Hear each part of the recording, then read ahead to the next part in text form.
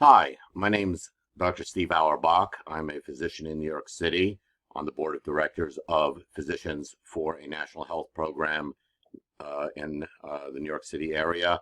That's the national organization of doctors and other healthcare workers that supports single payer Medicare for all nationally. I'm also an activist with the Campaign for New York Health, which is a group pushing for passage of the New York Health Act, a single payer bill here in New York State.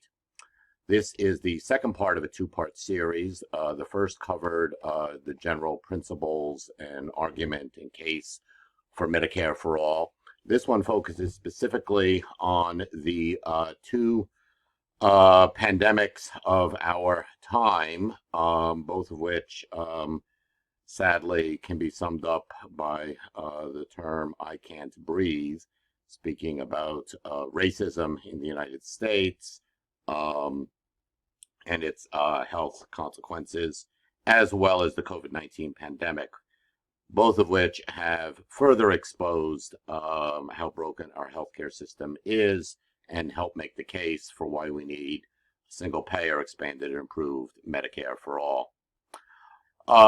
Should mention right off the top, before diving into race, that the United States overall has one of the worst income inequalities in the developed world amongst what we would generally consider to be our peer nations, the other capitalist first world democracies. We're pretty much the worst in terms of income inequality as measured by the Gini coefficient. A couple of large countries with more or less reliable data that are worse than us are Turkey, Mexico, Chile, and South Africa, but pretty much the entire parts of Western Europe, Central Europe, Japan, Korea, all have less income inequality than we do overall. But of course, in the United States, with our more unique history of enslavement of Africans and the many years continuing down to this day of racism being commingled effect with social and economic and political inequalities, we definitely have white-black health inequalities and inequities. Black life expectancy at birth is 3.5 years less than for whites, and for current 40-year-olds, it's 6 years less. Compared to white Americans, blacks have higher rates of just about every health condition, twice as likely to die from diabetes, 7 times more likely to die from HIV/AIDS, 22% more likely to die from heart disease, 71% more likely to die from cervical cancer, and with higher death rates for all cancers. Black moms are twice as likely as white moms to lack prenatal care and have over 3 times higher maternal mortality. Black babies are twice as likely to die in infancy as white babies. Most of those deaths are preventable. People of color account for over half of America's uninsured, disproportionate to their general population. Hispanic and Black Americans have higher uninsured rates of 19 and 11% respectively than compared to whites at 8%. Black families, even with insurance, spend nearly 20% of their household income just on premiums, with additional amounts, of course, going to copays, deductibles, if other out-of-pocket costs if they do get sick. Nearly a third of Black Americans ages 18 to 64, in other words, adults pre-Medicare, have past due medical bills.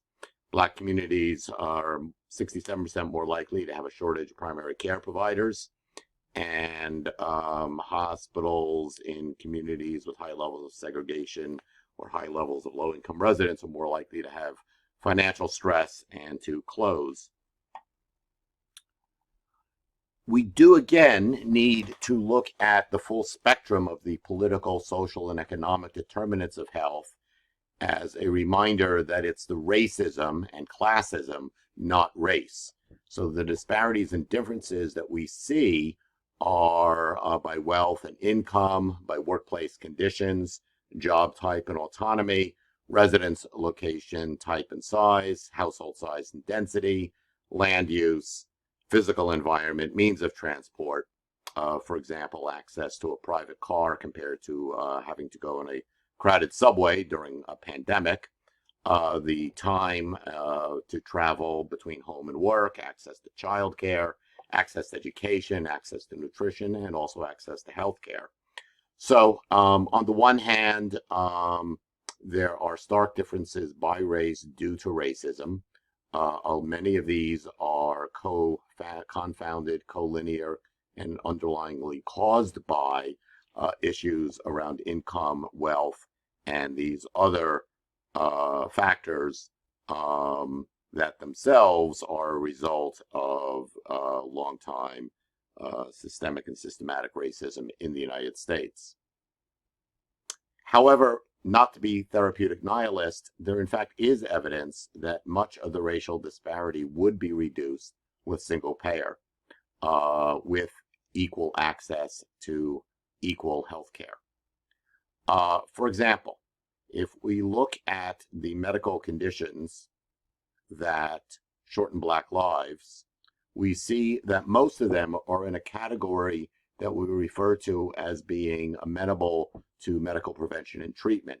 Not all health conditions are, but things like sepsis, kidney disease, diabetes, stroke, cancer, heart disease, all are amenable to treatment and or prevention. Another category that we often talk about in public health are intentional and unintentional injuries, things like homicides, suicides, falls, motor vehicle accidents. So what's the evidence that access to equal care would reduce the white-black death gap? Well, this is a fascinating study that was done comparing the mortality rate amongst Black men overall in the United States, shown in the dark red, compared to the mortality rate per 100,000 white men, shown in the green line. You can see that, as expected, there is a wide gap in the death rates between Black men and white men in the United States overall. But if we look at county level data, we find that there are 66 counties among the 1,307 counties with complete accurate data. There are 66 counties where the Black male mortality is less than or equal to the white male mortality. So what makes those counties different? What is the association there? Well, 97% of those 66 counties were either home to or adjacent to a military installation. In other words, they have a high population compared to only 37% of overall U.S. counties. In other words, they have a high population of either current military serving men and or a high number of veterans, both white and Black in both categories. So what's notable is that the Blacks in these counties had less poverty, higher percentage of elderly civilian veterans, in other words, eligible for the VA medical system, higher per capita income. In those counties, the national Black-white disparities in mortality were pretty much eliminated for such conditions as ischemic heart disease, accidents, diseases of the liver, chronic lower respiratory diseases, and mental disorders from this psychoactive substance use. And overall, if we applied those same differences, we would basically be able to almost eliminate the Black-white mortality rate amongst Black men, adult Black men in the pre-Medicare age group. So again, there's something about having access to equivalent access to care. In the military, everybody has the same TRICARE, and in retirement from the military, everybody has access to the same VA. We also have other evidence that Medicare for all would reduce racial disparities. Post-MI mortality rates, a study showed that a multivariate complex analysis showed that on the one hand, it was statistically significant at 31% greater post-MI deaths among all Americans, accounting for race and age and other things, just looking if they were underinsured. By comparison, if you look just at Black as the independent factor, it was only 3%. Blacks on dialysis live longer than whites on dialysis. Being on dialysis with end-stage renal disease makes you automatically eligible for Medicare. So again, regardless of your age, if you have end-stage renal disease, you're eligible for Medicare. Specific rules for specific condition. And once you have that equal access to Medicare and a whole network of dialysis centers available around the country catering to it, blacks do even better than whites. In the VA system, the Veterans Administration, blacks survive longer than whites. The VA has done remarkable work in eliminating racial disparity in a variety of ways, including taking out the casual mention of race from the medical record, except for the very few exceptions where it might actually be relevant. So the medical record itself is race blind, and so people reviewing the records don't know what the race of the person is. And finally, looking at mortality rates for persons above age 65, once persons cross that age 65 and become equally eligible for Medicare, black and white, mortality rates quickly match across races. So let's now look to COVID for a moment. We see here that compared to Italy, which had the early big outbreak, but then subsequently was able to flatten the curve, and similarly Canada, the European Union, and South Korea, and Taiwan, all of which had early exposure to COVID originally from China. They've all controlled their initial outbreaks and kept the curve flat thereafter, as opposed to the United States, which has just been accelerating and continues to accelerate off the charts. If you look very closely, you can get the sense of the double part of the curve. So the early part was the acceleration in New York City and New Jersey, and immediately thereafter, once New York and New Jersey had controlled theirs, unfortunately, that's when the rest of the country took off. So why was America so vulnerable and remains so vulnerable to COVID-19? Well, there's many reasons. One is the already deteriorating health status in the United States. The so-called disease and mortality of despair, as identified by Case and Deaton and others. In general, we've had a weakened public health capacity with cutbacks in funding and staffing of public health departments, crumbling and fundamentally racist social safety net, wasteful, structurally racist health system that prioritizes profitability over need. Basically, Wall Street greed over patient need. What about that public health spending? Well, public health spending as a percentage of total health spending. This is like your local health department and public health workers, all those epidemiologists you may have been hearing about. Health spending public health spending peaked around 2000 and has been declining ever since again.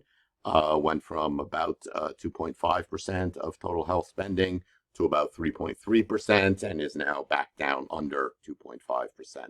By comparison, in Canada, it's 6.2%. So even at our peak, we were about half of what Canada proportionally spends on public health as part of their overall healthcare budget. Our public health workforce has declined by 20% between 2008 and 2016. So we went from 247,000 personnel employed in state and local health departments down to 197,000, and it's continued to decline in the last 3 years. Should note that frontline healthcare workers have high rates of living in poverty, particularly outside of hospitals. So if you look at the hospitals, frontline healthcare workers, family income for persons working at hospitals is 2.5%, but those working in nursing homes and home care agencies is much higher at 11.7 and 14.6%. Similarly, much higher rates of being uninsured. So here we have the folks that are taking care of our most elderly are most in need of health care, the workers taking care of those folks are poorer and have lower rates of insurance. It's not surprising, for example, that many folks working in nursing homes or home care agencies worked in multiple locations at multiple sites in multiple different jobs, and hence were more likely to be moving about and spreading the infection unknowingly compared to persons working in hospitals who were better recompensed and have higher rates of insurance. Black and Latinx serving hospitals have less funding for buildings and equipment. This shows that hospitals serving predominantly Black Americans compared to those that are predominantly Latinx serving and those serving mainly white, and you will see that their total assets, the value of the buildings and equipment, are higher. That's the green bars in all cases for whites than for the other categories, and similarly their ability for new purchasing is less. Should note that the funding for safety net hospitals is particularly separate and unequal in New York City. So while we have an extensive health and hospitals system, there's a variety of funding streams that are supposed to go just to the safety net hospitals, which only in New York State compared to other states go to both the wealthy hospitals in the rich white neighborhoods, and therefore has less left over for distribution to the safety net hospitals. There's a link at the bottom of this page for a recent report on that. But basically, separate and unequal medical apartheid is particularly egregious in New York. Black and Latinx serving hospitals offer fewer high-tech services than predominantly white serving hospitals. And with the COVID pandemic, while many businesses and industries are not doing very well economically, the health insurers appear to be immune to COVID-19. For example, the change in employment amongst health insurance companies only barely has budged during peak COVID from March to May 2020, compared to large drops in the number of employees in ambulatory care, health services, home health services, nursing homes, and hospitals. That ambulatory services, that's outpatient clinics and doctors' offices and things like that. Insurers had a very healthy first quarter of 2020, pretty much no difference between first quarter 2020, that's January, February, and March, the first 3 months of 2020 when COVID was taking off, and 2019. The one little drop in the one insurance company, Centene, reflects the expenses connected with their acquisition of another health insurance company, WellCare. So that little drop is coinciding with increasing monopolizing power. And otherwise, the health insurance industry has actually seen a gross increase in overhead and profits, percent of revenues. Health insurance stocks have recovered to near all-time highs. Wall Street certainly thinks their future is rosy by comparison to the rest of the Standard & Poor's 500. So all sectors saw a great dip when COVID took off in mid-March, but by late April, while the rest of the S&P 500 index was under 9% down from its prior peak, the health insurance industry was only 1% down and it pretty much recovered. So Wall Street thinks their future is just rosy. Our current financing model just doesn't work. If you've been paying attention to the news in this area, as I have, you'll notice articles all over the place about, in the midst of a pandemic, doctors, outpatient clinics, and hospitals have been cutting staff. That makes no sense whatsoever. But in any rational world, but in our current system where there's pay for service and pay for performance based on volume of work during the pandemic, with elective surgery, which just means that it can be scheduled. It doesn't mean it doesn't need to be done. Elective surgeries are the cash cow of the hospital system, and visits, of course, outpatient doctor's offices closed as well. And so we have this weird situation of flooded emergency rooms, flooded ICUs, um, very high numbers of patients in the hospital, and at the same time, the hospital's losing money because of the way our insurance reimbursement system works. We see here, for example, that the same for-profit chain, Steward Healthcare, that was talking about elective surgeries being a cornerstone of their operating model and the negative impact of COVID can't be overstated, and a medical assistant who was actually taking care of potential coronavirus patients, helping to do screening both for their own treatment and to prevent transmission, was then furloughed because the for-profit chain did not think he was doing important work and just dropped him. And while in the past we've already seen from part one about the role of GoFundMe campaigns for patients to pay their bills, all of a sudden now doctors are turning to GoFundMe to stay afloat during the pandemic while they're being closed. So we need to replace this sort of free-for-all gig economy of pay per service with some degree of global budgeting and health service planning, as is called for in all modern single-payer Medicare for all bills. So what do the other nations have that help them control COVID-19 that we don't? Well, everybody knows that in those countries where there's universal health care, everybody knows that there is indeed care for everyone else, including themselves. The infrastructure to support universal need, including an ability to respond when there are surges. All medically necessary care for everyone is automatically there, and they've managed to eliminate the financial barriers so people can seek care without fear of the point of service cost of going into bankruptcy. They don't delay their care. They don't delay possibly spreading the disease to other folks. Again, because the government had invested in the healthcare system, not in healthcare and public health budget cuts, they were able to implement aggressive early testing. They had, because they had a functional political system, a unified national pandemic response program, quick action, treating it as different in kind and not just same old, and a whole range of social protections for persons affected by COVID-19, not just access to health care, but also paying them directly up to 80% in most of the developed countries, just paying them directly the missed salaries, so that folks don't feel a need to go to work and spread the disease just in order to have an income and keep their health insurance. Notably, Taiwan, South Korea, Singapore, and Canada have been hard hit by the prior SARS outbreak, and they really learned.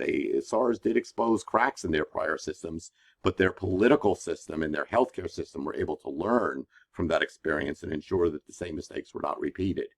That information was available to the rest of the world, but we didn't take it. So in our current healthcare system, 30 million Americans have no insurance. 70 million have plans with such high deductibles that they don't seek care. A third to a half of Americans delay medical care because of cost. And of course, as we know, delaying care results in further spreading of the virus. With Medicare for all, there would be no out-of-pocket expenses. People would be able to get care when they need it without worrying about costs. And when treatments and vaccines become available, there would be early and wide use without financial barriers. Again, those barriers resulting in delays in stopping or slowing the spread of the virus. In our current system, 30 million Americans have no prescription coverage, and far larger numbers have very high copays when they need to get drugs or vaccines. The pharmaceutical manufacturers that control our nation's drug supply won't develop treatments that don't promise them a hefty profit. You should note that we're paying twice over already. So in the case of like Moderna developing their vaccine, we are paying millions and millions and millions of dollars to subsidize their vaccine development. And then we're also going to give them the patent, which is, a government thing to give them a patent, and then pay a second time for the product that we already paid for the actual research and development. Again, under Medicare for all, no out-of-pocket costs for any medically necessary care. Medicare would be able to powerfully negotiate drug prices on behalf of all Americans, and it does create a fully public drug manufacturing capacity during an emergency. and it increases the public funding of drug R&D. So again, we have the problem of the under-resourced hospitals that have to absorb the cost of treating many more uninsured or underinsured patients. Hospitals are already burdened by high levels of administrative waste, as we saw in part one of this presentation, from the revenues, revenues and charges from insurance and billing work, which starves them of resources during a health emergency. Instead of the complex fee-for-service model, the hospitals will be funded through global operating budgets, which could be rapidly increased during emergencies. Public health authorities could move supplies quickly to meet local needs. Currently, we've got a problem of hospital closures in rural and low-income areas, leaving us without enough hospital beds in just the areas that need them the most during an emergency. Healthcare workers running out of PPE, endangering themselves, their families, their patients, and the rest of the nation. Again, Medicare for All is able to redirect $600 billion a year in administrative waste to patient care and public health, provide stable and predictable funding, even in rural and low-income areas, so that resources are equalized based on community need and not Wall Street greed. Issue of having accurate, timely data for informed decision. We have a fragmented proprietary electronic health record system with different products that don't talk to each other and don't talk with local and national health departments. Many other countries have a more unified national electronic record. The Scandinavian countries, Taiwan, most of them, those are the notable ones. Most of them are much better than ours, which allows people to get real-time data to make quick turnaround decisions. Mass layoffs. Well, since we have this employment-based health insurance system, which is completely ridiculous, if you become unemployed, laid off, if your employer drops having insurance, well, you lose your insurance. And as we're seeing with the pandemic, the entire idea of job-based insurance, when you've got mass unemployment, makes no sense. In addition, all the time workers are going to work even when they feel sick for fear of losing their job, and then the health insurance that's tied to the job.